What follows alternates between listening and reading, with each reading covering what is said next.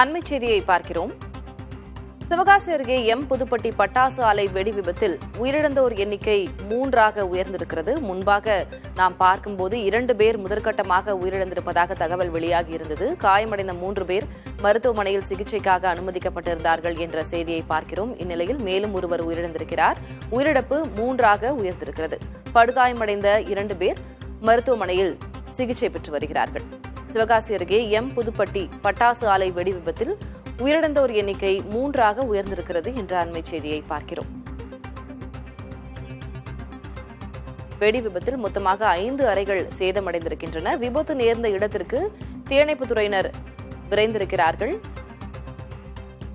தண்ணீரை பீச்சி அடித்து தீயை கட்டுப்படுத்தும் பணியில் அவர்கள் ஈடுபட்டு வருகிறார்கள். இந்நிலையில் உயிரிழப்பு 3ஆக உயர்ந்திருக்கிறது. கூடுதல் விவரங்களை வழங்குவதற்காக செய்தியாளர் மணிகண்டன் இணைந்திருக்கிறார்.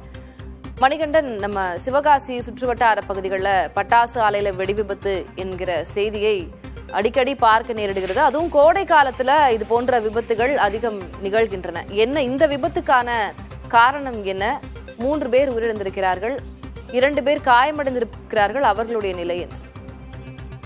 திலகவதி, விருதுநகர் மாவட்டம் சிவகாசி அருகே உள்ள புதுப்பட்டியில் உள்ள தனியார் பட்டாசு ஆலையில் இன்று பணியாளர்கள் வழக்கம் போல் பணியில் ஈடுபட்டுக் கொண்டிருந்தனர். அப்போது திடீரென உராய்வின் காரணமாக வெடி விபத்து ஏற்பட்டது.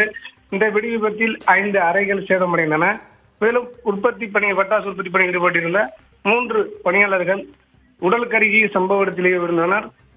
இதனைத் தொடர்ந்து தகவல் அறிந்து விரைந்து வந்த போலீசார் மற்றும் வருவாய்த்துறை அதிகாரிகள் மீட்பு பணியில் ஈடுபட்டு வருகின்றனர். மேலும் தீயை அணைக்கும் பணியில் தீயணைப்பு வீரர்கள் ஈடுபட்டு வருகின்றனர். இதனால அந்த பகுதி முழுவதுமே அழுகுரலும் சோகமாக காணப்படுகிறது. மேலும் சம்பவ இடத்திற்கு விருதுநகர் எஸ்பி கர்ணன் விரைந்துள்ளார். மேலும் காயமடைந்த தொழிலாளர்கள் சிவகாசி அரசு மருத்துவமனையில் சிகிச்சைக்காக அனுமதிக்கப்பட்டுள்ளனர்.